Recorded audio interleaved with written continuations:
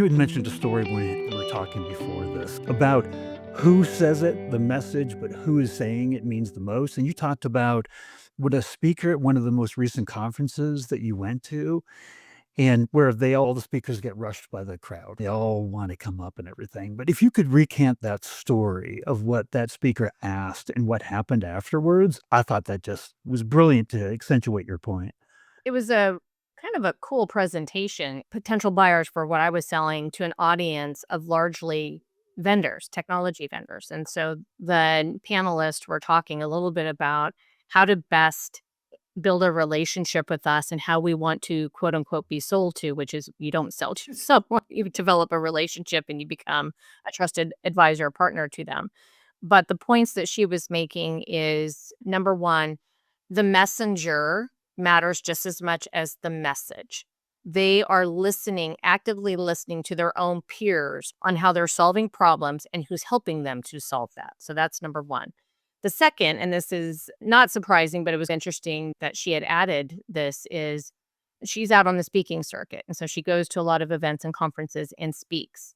And it's not uncommon for when she exits the stage that people come up and want to do an introduction. The fatal step that many vendors take is they go right into from introduction to, "Hi, I'm your account manager and I want to tell you about my solution." What a turnoff. You should be more curious and inquisitive in building the relationship by simply just saying, "Hey, that point that you met about X, Y, or Z, I'd love to follow up and chat a little bit more about what you meant." So have a dialogue and don't go in with the hard sell. Those are 2 points that she had made. And didn't somebody come and approach while you had a conver you approached her afterwards? Well, this was a different same session, different panelist was walking down the hallway, and I happened to see him come down as I was talking with a group of people, and I stopped them and said, "Hey, that was a really great panel that you did, and I appreciated these points that you made." And he stopped, like, he was like, "Great, what in particular did you appreciate about, and how did you assess that?" So we started to have a conversation, and then a colleague had come up who went right in for the I am so and I just took over this territory, so I wanted to introduce myself, and I'm like, "Oh, no."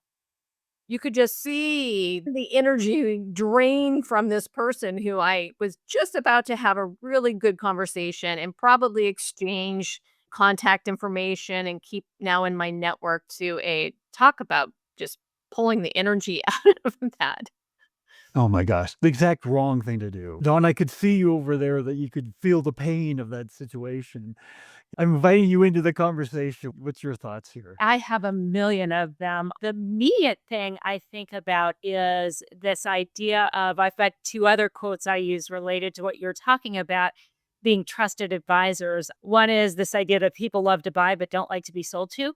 And the other is be more interested than interesting. So be listening for things. And I think that really gets to, I know we're going to talk trust later, but if you know the trust equation, I think it came from a book called The Trusted Advisor, but if you look it up online, you'll find it. The trust equation is credibility plus reliability plus intimacy, but it's eroded by self orientation. And when Jamie's talking about this company that came right up and started saying, "Oh, I'm your account rep and let me tell you about me," and all that kind of stuff. It erodes that trust equation versus, especially in something like a professional services, where you should be more interested in the success of the customer or the prospect and their business than in the success of yours. And that is the difference between self orientation and customer orientation. So I often take a look at your website. Are you leading with me, this is what we do, etc. Yes, you've got to have those things, but have you even recognized the customer has a problem